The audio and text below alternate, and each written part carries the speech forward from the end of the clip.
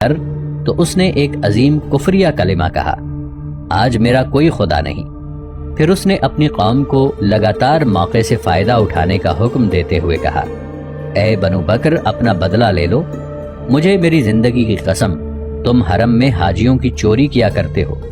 کیا تم اس میں اپنا بدلہ نہیں لے سکتے؟ پھر اس نے خزاعہ کو لگاتار قتل کرنے کے شدید احکام صادر کرتے ہوئے بنی بکر سے کہا، تم میں سے کوئی آدمی آج کے بعد تک اپنے بدلے کو مؤخر نہ کرے۔ پس بنو بکر نہتے خزائیوں پر مسلسل حملے کرتے یہاں تک کہ انہیں مکہ تک لے آئے، اور خزاعہ نے بدیل بن ورقہ الخزائی اور رافع جو ان کا دوست تھا ان کے گھروں میں طلوع فجر کے وقت پناہ لی، اور قریش میں سے جو لوگ نوفل کے آدمیوں کے ساتھ مل کر اس جرم میں شریک تھے وہ بھی خزائیوں پر حملے کرتے رہے، یہاں تک کہ وہ مکہ میں بدیل اور رافع کے گھروں میں داخل ہو گئے۔ وہاں پر حملے میں شمولیت کرنے والے قریشی سمٹ سمٹا کر اپنے اپنے گھروں میں داخل ہو گئے۔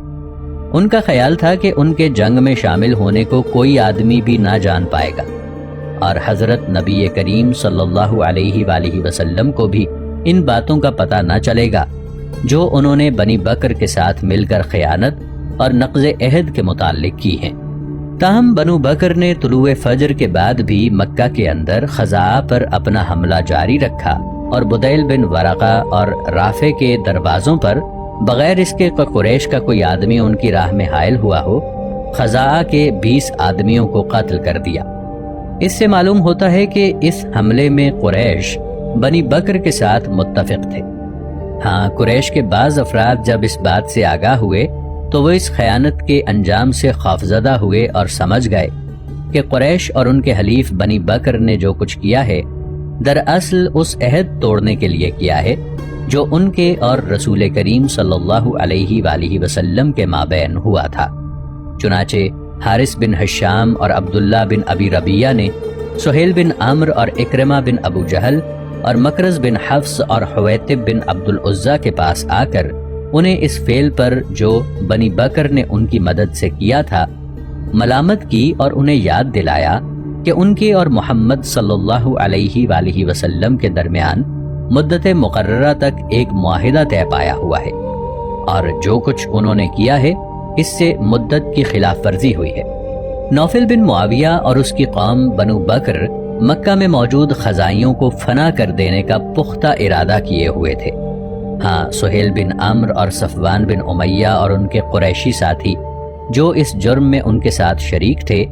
حارث کی گفتگو سے متاثر ہوئے اور اپنے نقض عہد کے ساتھی نوفل بن معاویہ کے پاس گئے اور اسے خزائیوں کے لگاتار قتل عام سے روکتے ہوئے کہا،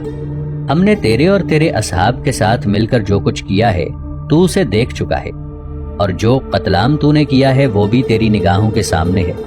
اب تو ان کے باقی ماندہ لوگوں کو بھی قتل کرنا چاہتا ہے، ہم تیری اس بات کو نہیں مانیں گے، ان کو ہماری خاطر چھوڑ دے۔ اس نے جواب دیا، بہت اچھا، اور اس نے قتل عام بند کرا دیا اور پھر اپنی قوم کے ساتھ مکہ چھوڑ کر چلا گیا۔ اپنے کیے پر قریش کی ندامت، لیکن خزاعہ کے ساتھ خیانت کے ارتکاب کے بعد بنو بکر اور ان کے معاونین قریشی سرداروں کو جب یہ بات سمجھ آئی کہ انہوں نے جو کارروائی کی ہے اس سے معاہدہ حدیبیہ کی صریح خلاف ورزی ہوئی ہے تو انہیں ندامت اور خوف دامن گیر ہوا، خصوصاً ان لوگوں کو جنہوں نے قریش کی طرف سے صلح حدیبیہ کی دستاویز پر دستخط کیے تھے، یعنی سہیل بن عمرو، مکرز بن حفص اور حویتب بن عبد العزیٰ، اور صلح حدیبیہ سے فائدہ اٹھاتے ہوئے خزاعہ کے ساتھ خیانت کرنے میں یہ بھی شریک تھے۔ مورخین کہتے ہیں کہ حارث بن حشام اور عبداللہ بن ابی ربیہ ابو سفیان کے پاس اس واقعے کی مذمت کرتے ہوئے گئے اور کہا کہ اس معاملے کی اصلاح ضروری ہے، خدا کی قسم اگر یہ معاملہ درست نہ ہوا تو محمد صلی اللہ علیہ وآلہ وسلم اپنے اصحاب کے ساتھ تمہیں خوفزدہ کر دیں گے۔ جب ابو سفیان نے اس امر کی بڑائی کو دیکھا تو کہنے لگا، خدا کی قسم یہ وہ امر ہے جس میں میں شامل نہیں اور نہ اس سے غائب ہوں، اس کی ذمہ داری تو مجھ پر ہی ڈالی جائے گی۔ خدا کی قسم جب مجھے اس امر کی اطلاع ہوئی تو نہ میں نے مشورہ دیا اور نہ اس کو پسند کیا۔ خدا کی قسم اگر میرا گمان درست ہے اور وہ درست ہی ہے تو محمد صلی اللہ علیہ وآلہ وسلم ضرور ہم سے نبرد آزما ہوں گے۔